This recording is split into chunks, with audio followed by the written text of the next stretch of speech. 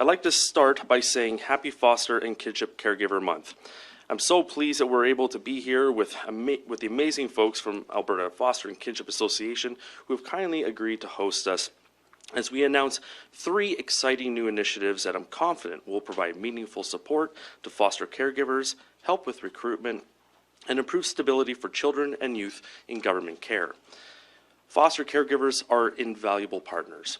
Our government is always looking for ways to set them up for success, so that they can focus on meeting the needs of children in their care and keep them connected to family, culture, and community while providing a safe and loving place to live. Being a foster caregiver is deeply rewarding. At the same time, it's not always easy. Helping children and youth navigate trauma, complex needs, and the difficult process of being taken into care demands a great deal of time, energy, and compassion. And given that, I'm very pleased to announce that starting this November, we will be helping foster caregivers easily access mental health supports no matter where they are in the province.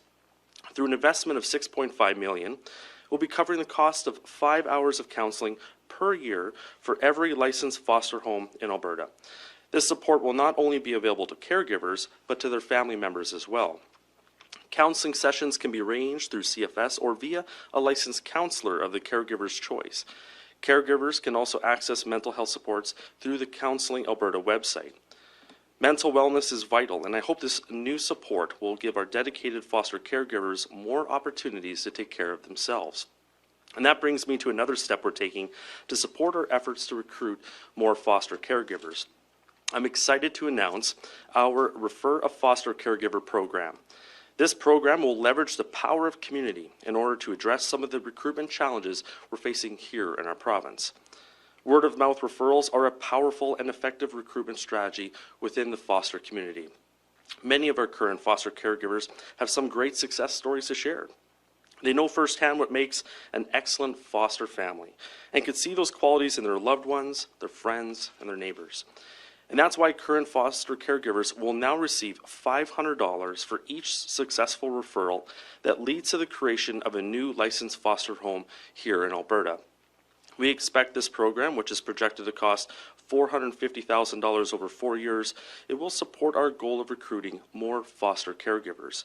You might have seen our Just Like You campaign, which showed Albertans there's a need for more foster families and reignited interest in fostering.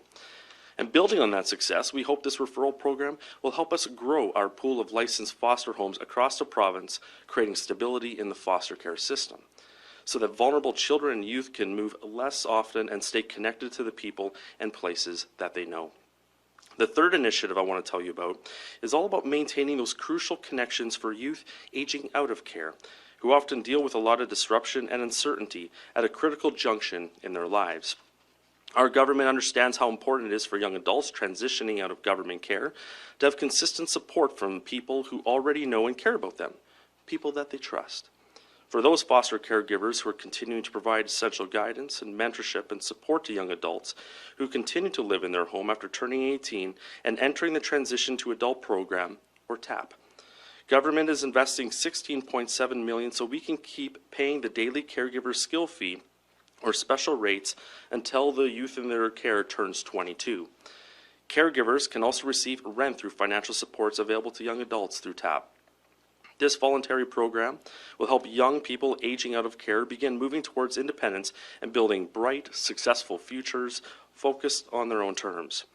Back in the summer, Premier Smith asked me to continue this ministry's work to recruit and retain foster caregivers and to give kids in care the best experience we possibly can. We've made progress, and I know that there is still work ahead. For now, I hope these initiatives, representing a combined investment of more than $23.6 million, will get us closer to a system where caregivers feel supported and where children and youth in care can experience stability, safety, and belonging. Thanks again to AFCA for hosting us here today. Thanks to our amazing foster caregivers. And now I'll hand it over to Melissa Jones, the CEO of the Alberta Foster and Kinship Association.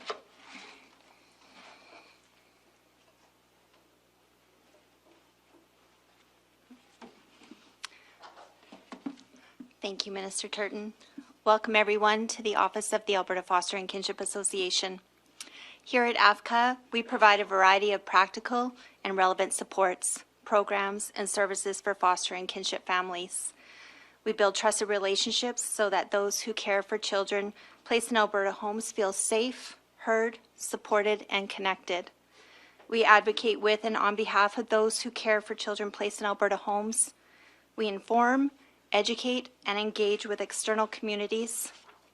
And we act on behalf of foster and kinship caregivers when working directly with you and the Ministry of Children and Family Services. It is a pleasure to be here with you today as we announce new funding and programs that will make improvements to the foster care system and support foster caregivers, as well as limit some disruptions to children and youth in care. Foster caregivers go above and beyond to provide safety and support for children and youth. It's essential that we continue to provide caregivers with the supports they need so they can continue to provide love and care to the children and youth in their homes. I'm so pleased that Alberta's government is providing the additional support to help foster caregivers cover some of the costs for counseling.